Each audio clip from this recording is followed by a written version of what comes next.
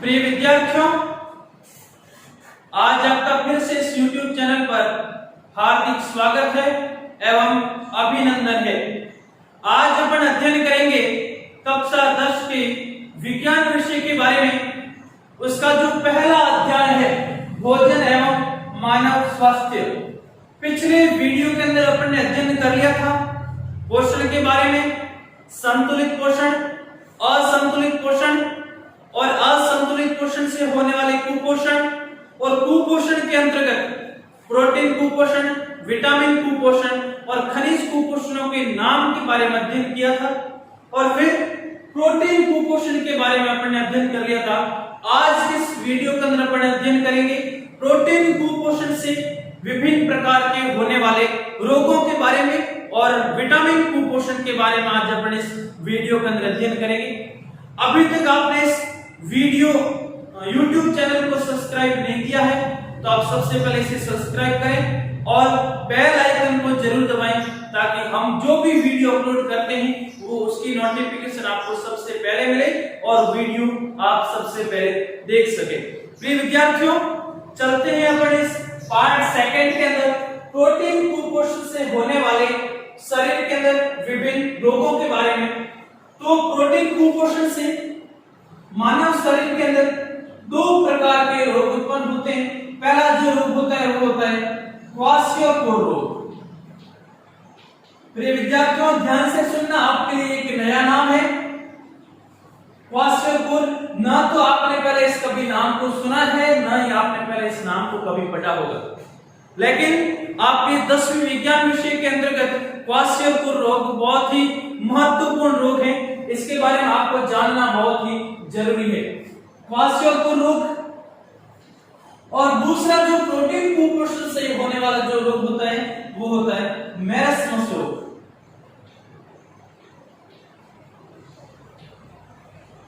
मेरस्मस रोग। अब विद्यार्थियों ध्यान से देखना, प्रोटीन कुपोषण से दो प्रकार के रोग होते हैं। एक होता है क्वाशियोकोर रोग और दूसरा होता है मेरस्मस रोग। दोनों ही प्रोटीन कुपोषण से होते हैं। इसका मतलब अपने मानव शरीर के अंदर जब प्रोटीन की कमी हो जाती है तो ये रोग उत्पन्न होते हैं। तो पहला अपन अध्ययन करते हैं क्वाशियोकोर रोग के बारे में।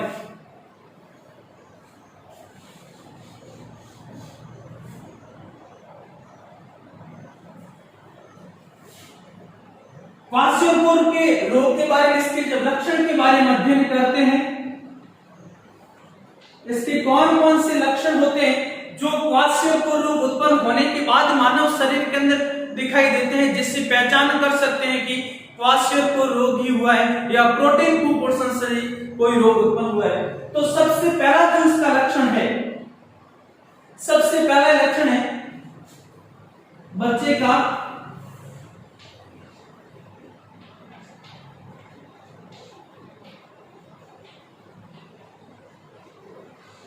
पेट फूलना। कहा हुआ था कि जब ज्यादा भोजन करते हैं तो पेट फूलना शुरू हो जाता है, परंतु ये एक ऐसी स्थिति है जब बच्चों के अंदर प्रोटीन कुपोषण हो जाता है। जब प्रोटीन की कमी हो जाती है तो बच्चों का पेट बाहर निकलना शुरू हो जाता है, पेट फूलना शुरू हो जाता है, परंतु उसके शरीर के विभिन्न अंगों का विकास नहीं हो पाता, पेट फूलना शुरू हो जाता है। दूसरा है बच्चों को या भूख कम लगना।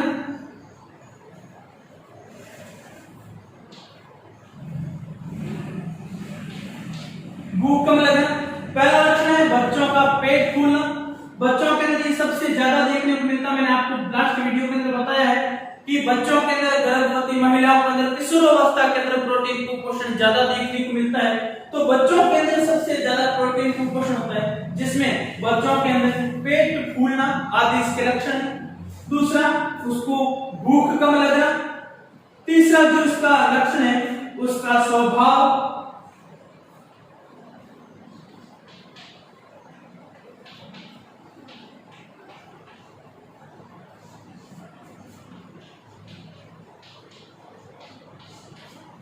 उसका स्वभाव चिड़चिड़ा हो जाता है। हर कोई भी बात कहेंगे तो वो क्रोधित हो जाएगा या उसको किसी भी बात को टालने का प्रयास करेगा, तो उसको किसी भी और वह एकांत में रहना पसंद करेगा। एकांत में रहना पसंद करेगा, उसका स्वभाव चिड़चिड़ा हो जाएगा, कोई भी वस्तु उसको पसंद नहीं होगी, हर वस्तु उसको नापसंद हो जाएगी। तो इस प्रकार के लक्षण, तो इसके लक्षणों के बारे में, पहला लक्षण बच्चों के अंदर पेट फूलना, दूसरा भूख कम लगना, और तीसरा लक्षण है स्वभाव चिड़चिड़ापन हो जाना या चिड़चिड़ा हो जाना। अगला जो इसका लक्षण है वो है इसकी जो त्वचा होती है वो पीली पड़ना, या पीली नहीं पड़ती तो उसके साथ साथ काली हो जाना। त्वचा, चमड़ी या तो प्रोटीन कुपोषण से पीली पड़ जाएगी, और पीली नहीं पड़ती है तो पीली की जगह वो त्वचा काली पड़ जाएगी, शुष्क हो जाएगी, पूरी ऊपर से चमड़ी सूख जाएगी, जिससे ऊपर की चमड़ी निकलना प्रारंभ हो जाती है, और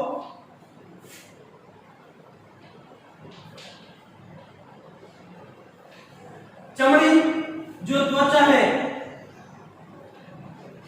वह धब्बेदार हो जाएगी, उसके ऊपर स्पॉट बन जाएंगे, धब्बे बन जाएंगे, और धब्बे बन करके वो त्वचा फटने लगती है। अब ध्यान से देखना मित्रों, जो क्वाशियोकोर रोग है, क्वाशियोकोर लक्षणों के बारे में मुख्य रूप से इसके अंदर 4 लक्षण देखने को मिलते हैं। जब इन 4 लक्षणों के बारे में अपन पता कर सकते हैं कि जो बच्चों के अंदर या किसी किशोरावस्था के गर्भवती महिला के अंदर जो रोग हुआ है वो रोग क्वाशियोकोर रोग ही हुआ है। तो इनके लक्षणों के बारे में तो सबसे पहले बताया कि जो प्रोटीन कुपोषण है, ये प्रोटीन कुपोषण सबसे ज्यादा छोटे बच्चों के अंदर, और दूसरा मैंने बताया कि वो गर्भवती महिलाओं के अंदर,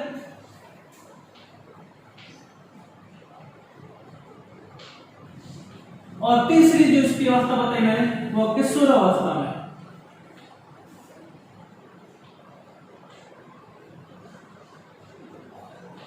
किशोरावस्था में ध्यान से देखना मित्रों, पिछले वीडियो में बताया कि जो प्रोटीन कुपोषण होता है वो सबसे ज्यादा बच्चों के अंदर, गर्भवती महिलाओं के अंदर, किशोरावस्था के अंदर। क्यों ये क्यों होता है प्रोटीन कुपोषण? क्योंकि इसी अवस्थाओं के अंदर प्रोटीन की सबसे ज्यादा जरूरत रहती है। जब सबसे ज्यादा जरूरत रहेगी तो जरूरत की वो पूर्ति नहीं कर पाता, पूर्ति नहीं करने के कारण प्रोटीन की कमी से प्रोटीन कुपोषण रोग उत्पन्न हो जाता है। तो उसके अंदर पहला रोग के बारे में अध्ययन करेंगे, क्वाशियोकोर रोग। बच्चों का पेट फूलना, पूरा शरीर कुपोषित रहेगा, उसका डेवलपमेंट नहीं होगा, उसका विकास नहीं होगा, परंतु उसका पेट फूल जाएगा। भूख कम लगना, बहुत भूख कम लगेगी, या भूख लगेगी भी दिन में एक बार खाना खाने का भी मन नहीं करता, भूख नहीं लगेगी। और तीसरा बच्चों का किशोरावस्था के अंदर या गर्भवती महिलाओं का जो स्वभाव है वह चिड़चिड़ा हो जाता है, हर छोटी छोटी वस्तु पर या छोटी छोटी बात पर वो नाराज हो जाता है, हर वस्तु उसको नापसंद लगती है, उसको कोई भी वस्तु पसंद नहीं लगती, उसका स्वभाव एकांतवास हो जाता है, वो एकांत में रहना पसंद करता है।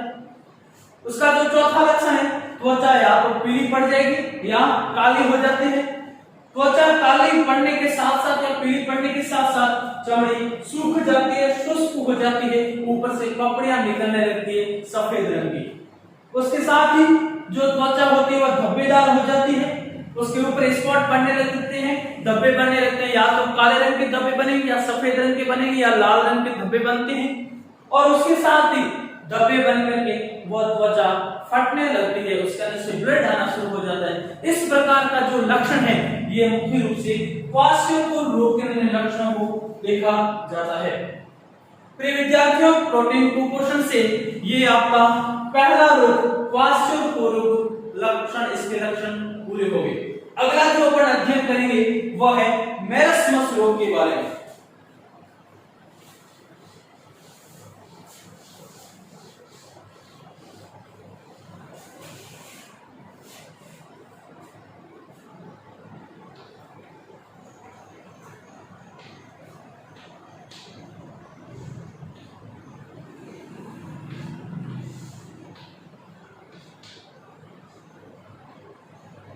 प्रिय विद्यार्थियों, प्रोटीन कुपोषण से दूसरे प्रकार का जो रोग होता है उसको कहते हैं मेरस्मस रोग। ये भी संभवतः आपने पहली बार नाम सुना होगा, क्योंकि इससे पहले पिछली कक्षाओं के अंदर इन रोगों के बारे में किसी भी प्रकार का कोई डिस्कस नहीं होता है। सिर्फ और सिर्फ 10वीं कक्षा से आपके इस प्रकार के रोगों के नाम और इनके लक्षणों के बारे में अध्ययन करवाया जाता है। तो जो मैरस्मस रोग होता है, ये मैरस्मस रोगों के लक्षणों के बारे में पढ़ते हैं, इसके क्या क्या लक्षण होते हैं, इससे कैसे पहचान करेंगे कि मैरस्मस रोग ही हुआ है जो प्रोटीन कुपोषण से हुआ है।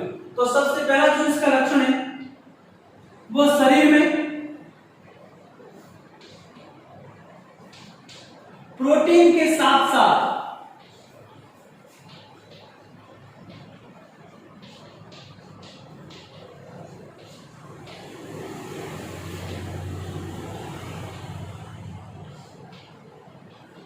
पर्याप्त ऊर्जा की कमी से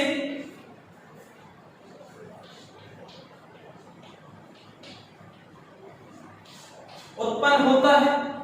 अब इसका जो पहला लक्षण है वह है शरीर में प्रोटीन कुपोषण। इसका मतलब प्रोटीन की कमी होगी।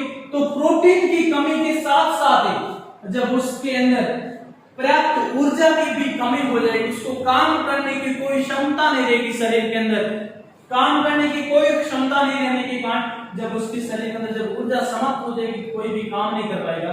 तो प्रोटीन के साथ साथ शरीर के अंदर पर्याप्त ऊर्जा की जब कमी हो जाती है, उस कमी से जो रोग उत्पन्न होता है उसको मैरस्मस रोग कहा जाता है। अगला जो इसका लक्षण है वह है शरीर सूख करके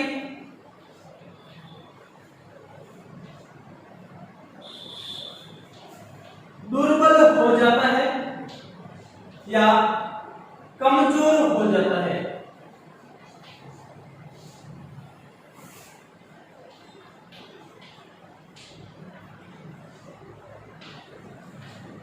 प्रिय विद्यार्थियों, मैरस्मस रोग का दूसरा लक्षण कि जो शरीर है वह सूख करके, सूखेगा क्यों? क्योंकि उसके अंदर जब पर्याप्त ऊर्जा की जब कमी हो जाएगी, जब शरीर के अंदर ऊर्जा होगी नहीं तो शरीर कोई भी काम करने की क्षमता नहीं रहेगी, काम करने की क्षमता नहीं रहेगी तो शरीर सूख जाएगा, सूख करके शरीर दुर्बल हो जाएगा, कमजोर हो जाएगा। और तीसरा इसका जो लक्षण है वो है जो आंखों से संबंधित है। आंखें कांतिहीन होकर के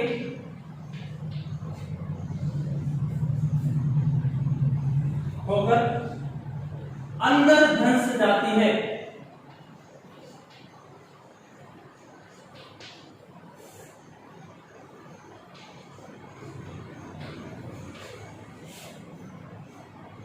आंखें कांतिहीन होकर के, क्योंकि चेहरे का जो मुख्य रूप से जो आकर्षण का जो केंद्र होता है वो आंखें ही होती है, परंतु जब आंखें कांतिहीन हो जाती है, आंखों की चमक खत्म हो जाती है तो शरीर का सारा रूप खत्म हो जाता है। तो उसके मैरस्मस रोग का लक्षण आंखें कांतिहीन होकर के, चमकहीन होकर के अंदर की तरफ धंस जाती है, आंखें छोटी हो जाती है और आंखें अंदर की तरफ धंस जाएगी, जिसकी आंखों का सिर्फ और सिर्फ बाहर कोटर भी दिखाई देते हैं। तो ये रोग के मुख्य रूप से मैरस्मस रोग के 3 लक्षण होते हैं। मैरस्मस रोग जो प्रोटीन कुपोषण से उत्पन्न होने वाला रोग होता है, इसमें शरीर में प्रोटीन के साथ साथ पर्याप्त ऊर्जा की कमी से ये रोग उत्पन्न होता है। जब शरीर के अंदर पर्याप्त ऊर्जा की कमी हो जाएगी तो ये रोग उत्पन्न होगा। जब पर्याप्त ऊर्जा की कमी होगी तब शरीर सूख करके दुर्बल हो जाता है या कमजोर हो जाता है। अगला है आंखें कांतिहीन होकर के, आंखों की चमक खत्म हो जाती है और आंखें कोटर के अंदर धंस जाती है, अंदर चली जाती है। ये तो आपके प्रोटीन कुपोषण कंप्लीट हो गया, समाप्त हो गया। अगला अपन कुपोषण के बारे में अध्ययन करते हैं, विटामिन कुपोषण।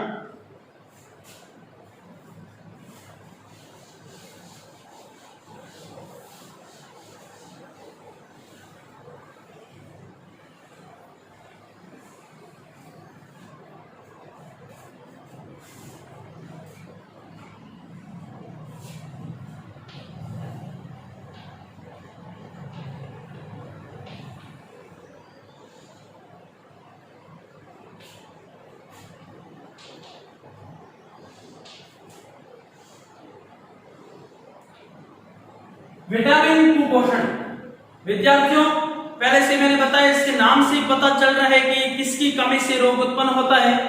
तो विटामिन कुपोषण ऐसा कुपोषण जब शरीर के अंदर पर्याप्त मात्रा में विटामिन की कमी हो जाती है तो विटामिन की कमी से जो उत्पन्न होने वाला रोग होता है या जो कुपोषण होता है उस कुपोषण को विटामिन कुपोषण कहा जाता है।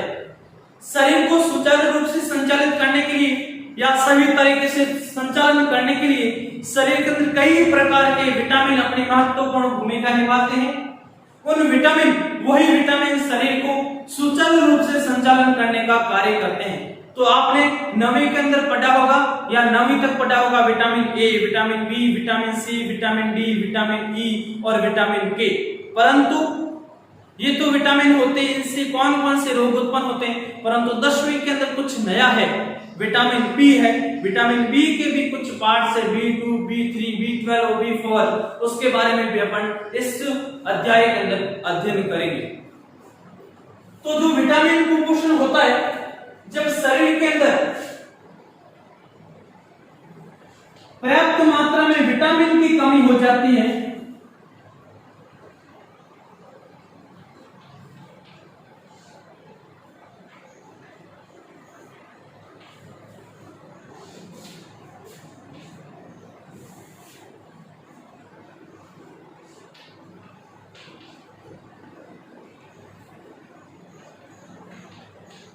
कुपोषण उत्पन्न होता है।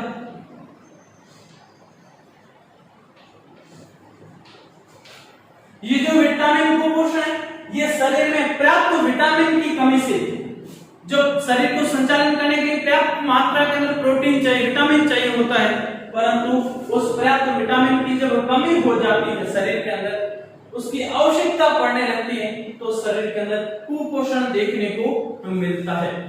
तो अपन विटामिन के प्रकारों के बारे में अध्ययन करें तो विटामिन ए कई कक्षाओं के अंदर 6वीं कक्षा, 7वीं कक्षा, 8वीं कक्षा, 9वीं कक्षा आप लगातार इस विटामिनों के बारे में अध्ययन करते आ रहे हैं। फिर से अपन 10वीं कक्षा के अंदर भी विटामिनों के बारे में अध्ययन करेंगे। ये जो विटामिन ए है, इस विटामिन ए का जो रासायनिक नाम होता है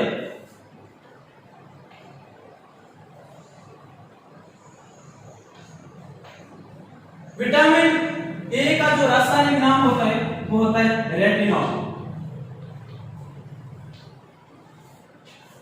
रेटिनॉल। प्रिय विद्यार्थियों, अपन पिछली कक्षाओं के अंदर अध्ययन करते आ रहे हैं विटामिन ए, विटामिन बी, लेकिन इसके कुछ नाम होते हैं तो नामों के बारे में भी कक्षा 10 के अंदर अध्ययन करेंगे। तो जो विटामिन ए होता है ये तो ए तो सिर्फ और सिर्फ उसको लिखने का प्रतीक है ए, परंतु विटामिन ए जो होता है उस विटामिन ए का जो रासायनिक नाम होता है या जो नाम होता है वो नाम होता है रेटिनॉल। और जब विटामिन शरीर के अंदर विटामिन ए की जब कमी हो जाती है तो एक रोग उत्पन्न होता है, उस रोग को कहा जाता है रतौंधी। रतौंधी रोग। ध्यान से देखना विद्यार्थियों, विटामिन कुपोषण के बारे में अध्ययन कर रहे हैं जिसमें विटामिन ए के बारे में पढ़ रहे हैं। विटामिन ए जिसका रासायनिक नाम होता है रेटिनॉल, जब शरीर के अंदर इस रेटिनॉल की कमी हो जाती है, पर्याप्त मात्रा में इसकी मात्रा नहीं मिल पाती है शरीर को, तो रतौंधी रोग उत्पन्न हो जाता है। इस रतौंधी रोग के भी शरीर के अंदर कुछ लक्षण दिखाई देने लगते हैं। ये जो रतौंधी रोग है मुख्य रूप से आंखों से संबंधित रोग होता है। आंखों से संबंधित रोग होता है क्योंकि इसमें विटामिन ए जो है वो आंखों के लिए बहुत जरूरी होता है, रेटिनॉल आंखों के लिए बहुत जरूरी होता है। परंतु जब इस विटामिन की या रेटिनॉल के शरीर के अंदर कमी हो जाती है तो आंखों से संबंधित रोग उत्पन्न हो जाता है। उस रोग का नाम है रतौंधी रोग। इसके कुछ लक्षण हैं, कम प्रकाश में, कम प्रकाश या इसको मंद प्रकाश भी कहते हैं। मंद प्रकाश में या रात में,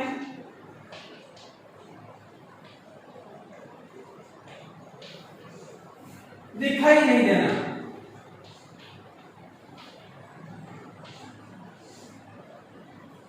रतौंधी रोग, इसके कुछ लक्षण है कि कम प्रकाश, जहां प्रकाश बहुत ही कम होगा, प्रकाश की मात्रा कम हो जाएगी, उस कम प्रकाश में या मंद प्रकाश में या रात के अंदर एकदम प्रकाश नहीं होगा, अंधेरा होगा चारों तरफ, उस अंधेरे में या कम प्रकाश के अंदर उस व्यक्ति को दिखाई नहीं देता है।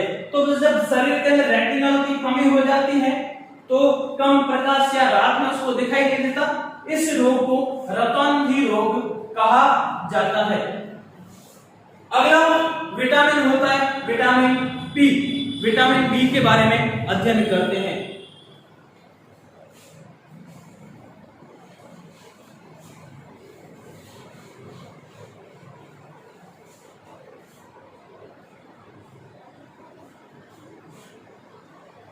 विटामिन बी प्रिय विद्यार्थियों,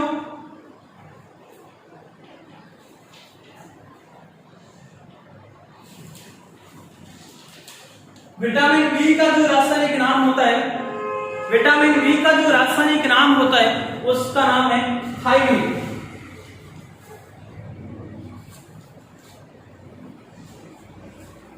थायमिन।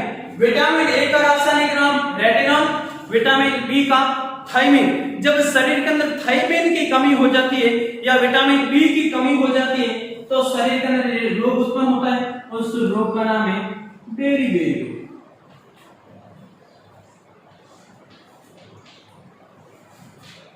बेरी-बेरी रोग। इस बेरी-बेरी रोग विटामिन बी थायमिन की कमी से शरीर के अंदर रोग उत्पन्न होता है। इसके भी कुछ लक्षण होते हैं।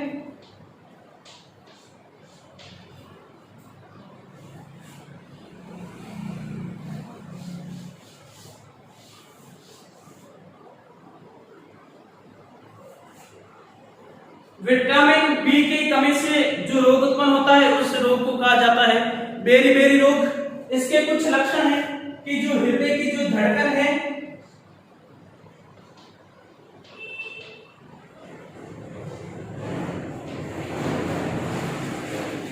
हृदय की धड़कन के अंदर कमी हो जाती है, क्योंकि जब स्वस्थ शरीर होता है, स्वस्थ मानव का शरीर होता है, वो 1 मिनट के अंदर उसका जो हृदय की धड़कन होती है वो 72 बार होती है। जब 72 बार नहीं हो पाती तो हृदय की धड़कन में कमी उत्पन्न हो जाती है। यह बेरी-बेरी रोग से उत्पन्न होती है। अगला है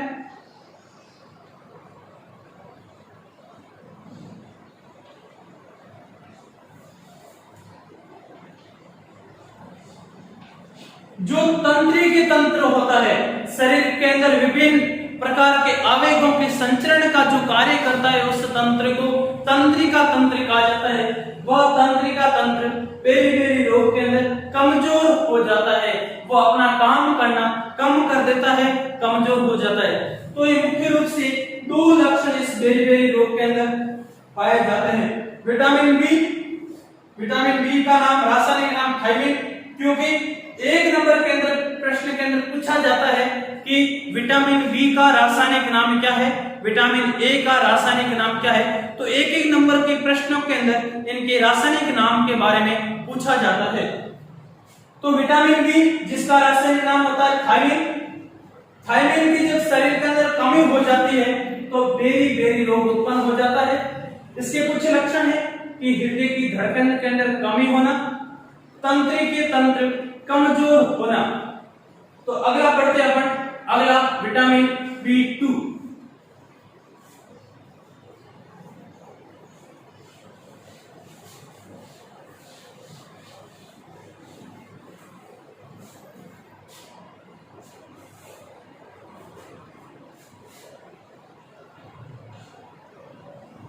विटामिन B2, विटामिन बी के बारे में अध्ययन कर दिया। अब अपन अध्ययन कर रहे हैं विटामिन B2 के बारे में। विटामिन B2 का जो रासायनिक नाम होता है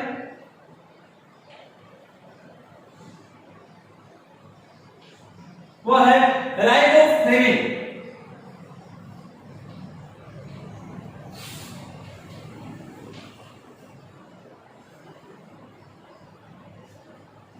विटामिन B2 का जो रासायनिक नाम होता है उसका नाम है राइबोफ्लेविन। और जब शरीर के अंदर राइबोफ्लेविन की जब कमी हो जाती है तो एक रोग उत्पन्न होता है, उस रोग को कहा जाता है राइबोफ्लेविनिसिस।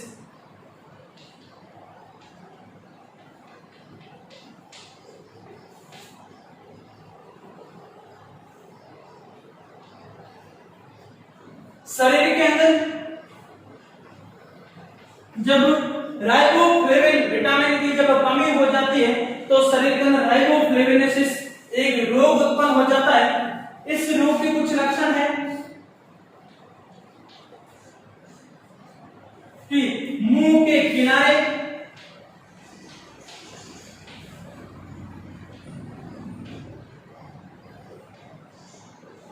तथा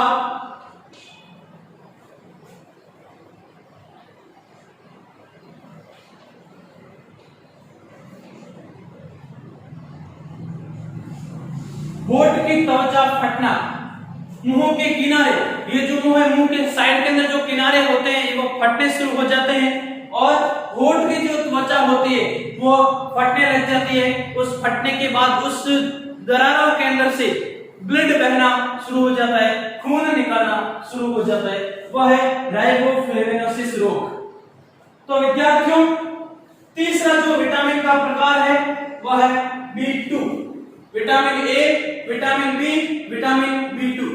विटामिन B2 का रासायनिक नाम है राइबोफ्लेविन और राइबोफ्लेविन की कमी से जो रोग उत्पन्न होता है उस रोग का नाम है राइबोफ्लेविनोसिस रोग। और इसके कुछ लक्षण हैं, मुंह के किनारे फटना एवं होठ की जो त्वचा होती है, होठ की त्वचा फट करके उसके अंदर खून बहना प्रारंभ हो जाता है।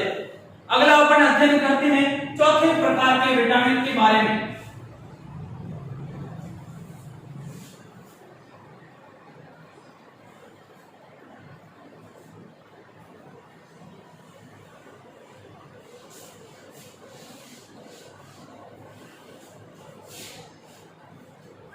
Vitamin B3, vitamin B, vitamin B2 और अगला जो विटामिन बी का जो प्रकार है वह है विटामिन B3।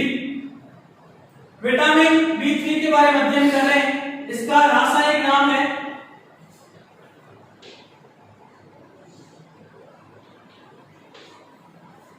नियासिन।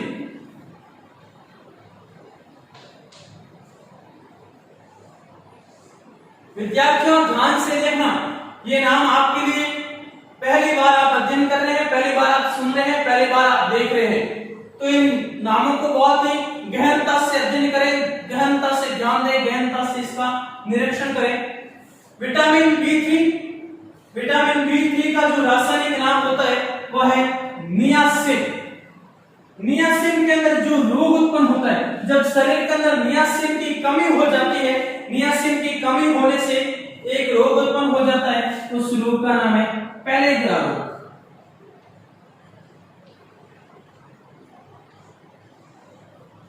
जब शरीर के अंदर नियासिन आयन की तत्व की जब कमी हो जाती है तो पेलेग्रा रोग उत्पन्न हो जाता है। पेलेग्रा रोग में इसके कुछ लक्षण हैं। पहला है जीभ को पपड़ियां बनना,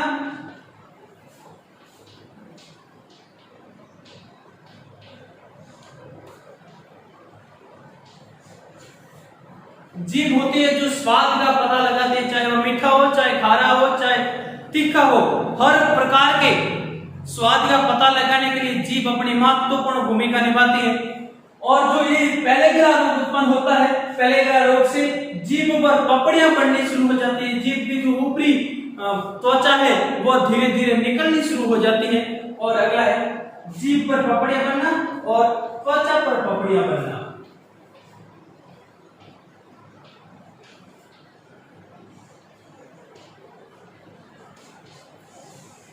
ये दो प्रकार के लक्षण इस पेलेग्रा रोग के अंदर देखने को मिलते हैं। जब शरीर के अंदर B3 विटामिन की कमी हो जाती है, या इसका रासायनिक नाम है नियासिन, जब नियासिन की कमी हो जाती है तो शरीर के अंदर एक रोग उत्पन्न हो जाता है जिसका नाम है पेलेग्रा रोग। जब पेलेग्रा रोग उत्पन्न होगा तो इसके कुछ लक्षण देखने को मिलते हैं कि जीभ पर पपड़ियां बनना, जो जीभ होती है जो स्वाद का पता लगाने के लिए कार्य करती है, इसकी ऊपरी त्वचा फटने लगती है, पपड़ियां बननी शुरू हो जाती है, अलग होने लगती है। और दूसरा है त्वचा पर पपड़ियां बनना, ये जो चमड़ी है, चमड़ी धीरे धीरे निकलनी शुरू हो जाएगी और चमड़ी निकलने के बाद इसके नीचे से ब्लड निकलना शुरू हो जाता है, खून निकलना शुरू हो जाता है, बहुत ही भयंकर दर्द भी होता है। अगर अपन अध्ययन करते हैं विटामिन बी के अगले पार्ट्स का,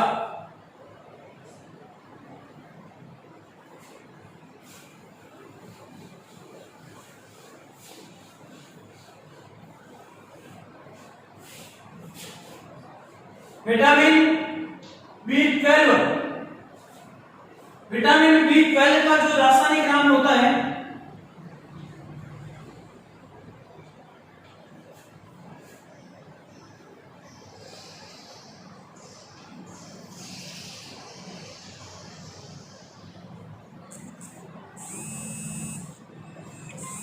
इसका जो रासायनिक नाम होता है विटामिन B12, विटामिन B12 का रासायनिक नाम होता है साइलोकोबालेनिन। साइलोकोबालेनिन ये विटामिन B12 का ही एक नाम है। साइलोकोबालेनिन की जब शरीर के अंदर कमी हो जाती है, इसकी कमी से एक रोग उत्पन्न होता है जिसको एनीमिया रोग कहते हैं। एनीमिया रोग, इस एनीमिया रोग को हिंदी में कहते हैं रक्ताल्पता। रक्ताल्पता, जब शरीर के अंदर खून की कमी हो जाती है तो कोबालेमिन ही इस एनीमिया रोग को या खून की कमी को करने का कार्य करता है। इसके कुछ लक्षण है,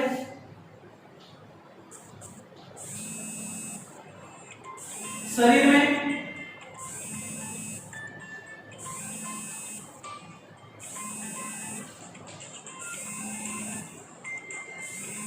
रक्त की कमी, शरीर के अंदर खून की कमी हो जाएगी, रक्त का निर्माण अवरुद्ध हो जाएगा और ब्लड के अंदर आरबीसी, रेड ब्लड कॉर्निकुल्स, लाल रक्त कणिका, आरबीसी की कमी हो जाएगी। ये तीन लक्षण देखने को मिलते हैं एनीमिया रोग के अंदर। जिस व्यक्ति को एनीमिया रोग होता है तो उसके अंदर सबसे पहली जो कमी या जो लक्षण देखने को मिलता है वह है शरीर में खून की कमी। शरीर में ब्लड का निर्माण, रक्त का निर्माण बंद हो जाता है, आरबीसी का निर्माण होना बंद हो जाता है। आरबीसी का निर्माण जब बंद होगा तो शरीर के अंदर रक्त की कमी हो जाएगी। ये जो रक्त की कमी, रक्त का निर्माण अवरुद्ध होना, बंद होना, या आरबीसी की कमी होना, ये जो अवस्थाएं या जो लक्षण देखने को मिलते हैं वह एनीमिया रोग के अंदर देखने को मिलते हैं, जो विटामिन B12 की कमी से रोग उत्पन्न होता है। अगला अपन अध्ययन करते हैं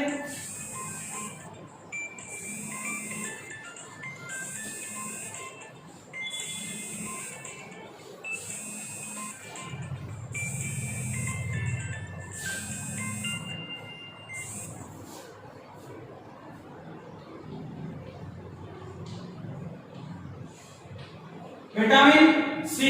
विटामिन बी के आपके पाठ्यक्रम के अंदर, आपके इस अध्याय के अंदर vitamin B2, vitamin B3, vitamin B12 और विटामिन बी, 4 प्रकार के बी के पार्ट्स के बारे में बताया गया था।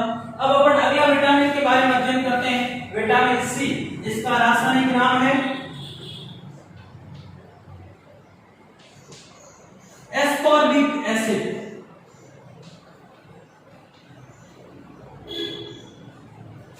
एस्कॉर्बिक अम्ल, एस्कॉर्बिक अम्ल, ये इस एस्कॉर्बिक अम्ल की जब शरीर के अंदर कमी हो जाती है तो एक रोग उत्पन्न होता है जिसका नाम है स्कर्वी रोग।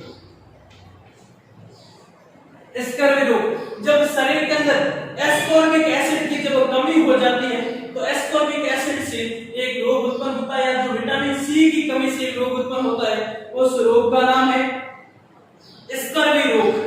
इस स्कर्वी रोग के कुछ लक्षण देखने को मिलते हैं।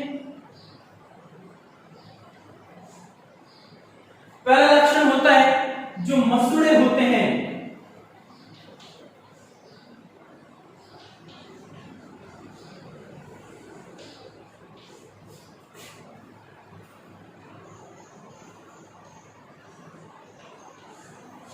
जो मसूड़े होते हैं, जहां दांत लगे हुए रहते हैं, दांत के जो ऊपर का जो भाग होता है, ये ध्यान से देखना, ये जिस भाग से दांत लगे हुए रहते हैं, इस दांत के ऊपर का जो जबड़ा होता है, वह जबड़ा शरीर का सबसे कठोर भाग होता है, उस भाग को कहा जाता है एनिमल।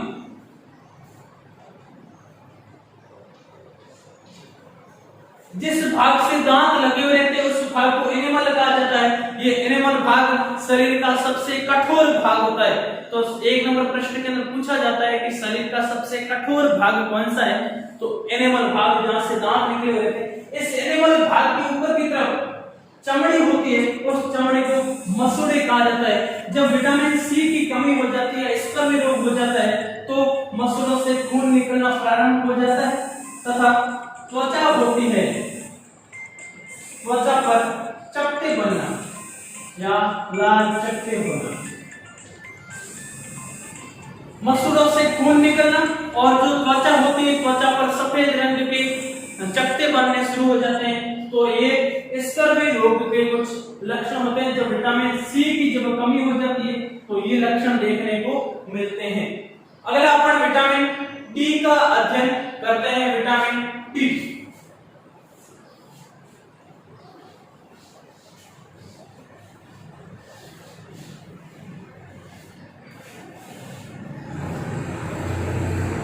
विटामिन डी, इसका रासायनिक नाम होता है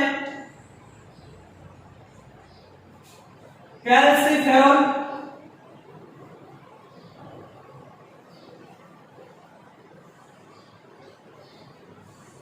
कैल्सिफेरॉल, जब कैल्सिफेरॉल की जब शरीर के अंदर कमी होती है तो एक रोग उत्पन्न होता है, उस रोग का नाम है रिकेट्स रोग। रिकेट्स रोग, जब शरीर में विटामिन डी की कमी होगी तो शरीर के अंदर इसका विटामिन डी का जो रासायनिक नाम होता है वो होता है कैल्सिफेरॉल। जब कैल्सिफेरॉल की शरीर के अंदर कमी होगी तो रिकेट्स रोग उत्पन्न हो जाता है, जो विटामिन डी की कमी से होता है। इसके कुछ लक्षण है। छोटे बच्चों में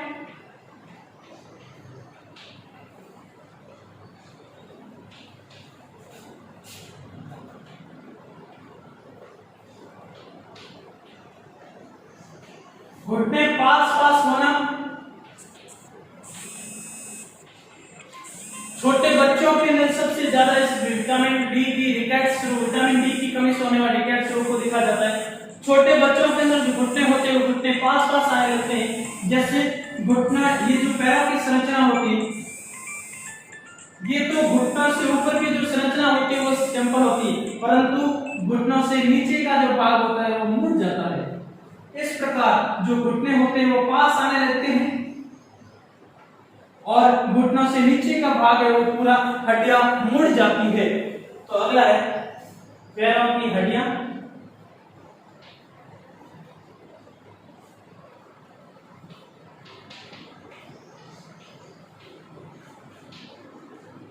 पैरों की हड्डियां मुड़ना, तो विटामिन डी की कमी से होने वाले रिकेट्स रोग के कुछ लक्षण देखने को मिलते हैं। जब रिकेट्स रोग होता है शरीर के अंदर तो छोटे बच्चों के अंदर घुटने पास आ जाते हैं और पैरों की जो हड्डियां होती है वो पैरों की हड्डियां मुड़ जाती है। वो आपने पहले अध्याय का जो विटामिन कुपोषण है वो आपके कंप्लीट हो गया, जिसके अंदर vitamin A, vitamin B, vitamin बी2, vitamin B3, vitamin B12, vitamin C और विटामिन डी, कुल मिलाकर के आपके 7 प्रकार के विटामिन मैंने आपको विटामिन कुपोषण के अंतर्गत बता दिए हैं। आने वाले वीडियो के अंदर मैं आपको बताऊंगा खनिज कुपोषण के बारे में। शरीर के अंदर खनिज तत्वों की जब कमी हो जाती है तो शरीर के अंदर एक कुपोषण रोग उत्पन्न होता है, जिसे खनिज कुपोषण रोग कहते हैं। धन्यवाद।